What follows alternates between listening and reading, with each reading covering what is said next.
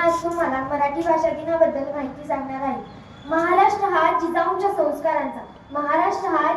संस्कारांचा, शिवरायांच्या विचारांचा, शंभूंच्या पराक्रमांचा महाराष्ट्र, शाहूंच्या पुरगत लढ्यांचा, बाबासाहेबांच्या लेखणीचा, अण्णाभाऊ साठे यांच्या लोककलेचा वारसदार म्हणजे माझा महाराष्ट्र. कष्टकरी शेतकऱ्यांचा, दलित दुबळ्यांचा आणि दिल्लीच्या हिताला काम फोडणारा जिगरबाज मावळ्यांचा माझा महाराष्ट्र. आणि याच महाराष्ट्राच्या मातृभूमीला प्रथम मी वंदन करते आणि माझ्या भाषणाला सुरुवात करते. मराठी असे आमची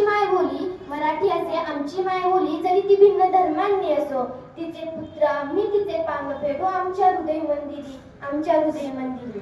लहान मूल जेव्हा जन्माला येतं तेव्हा त्याला कुठलीच भाषा येत नसते, परंतु त्याच्या पहिल्या गोष्टी होतात त्या आई बरोबरच ना. म्हणूनच तर आईची भाषा ही त्याची मातृभाषा असते. अशीच माझी लहानपणापासूनची मैत्री म्हणजे आपली मराठी, आपली मातृभाषा.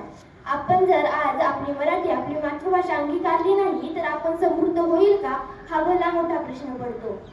प्रत्येक माणसाचे जीवन माता, मायभूमी आणि मातृभूमी या तीन बिंदूंचा त्रिकोणच. माता जी आपल्याला जन्म देते, अन्न देते, मायभूमी जी आपल्याला आसरा देते आणि मातृभूमी जी आपल्यावर चांगले संस्कार करते ती मातृभूमी. अहो, मराठी म्हणजे काय तर ज्ञानेश्वरांनी रुजवली ती भाषा मराठी, शिवरायांनी टिकवली ती संस्कृती मराठी, संतांनी वाढवला तो वाण मराठा आणि आमचा अभिमान मराठा. अहो, मराठी भाषा ही खूप प्राचीन आहे. मराठी भाषेची गंधात प्राकृतीच्या पर्वतातून निघाली, परंतु तिला तीर्थाचं रूप हे ज्ञानेश्वरांनी चाललं. आजची 16 वर्षांची मुलं ही पबजी खेळण्यात व्यस्त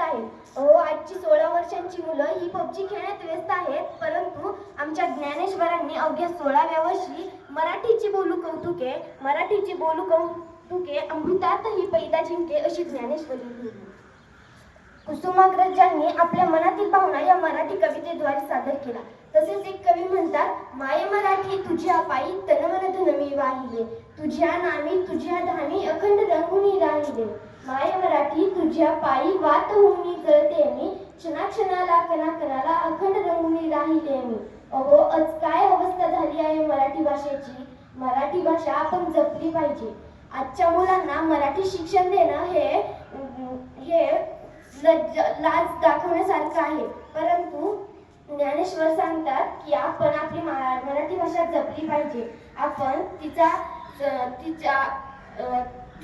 ती आपण बोलली पाहिजे. असेच अनेक कवी आपल्या मनातील भावना मराठी कवितेद्वारे सादर करतात.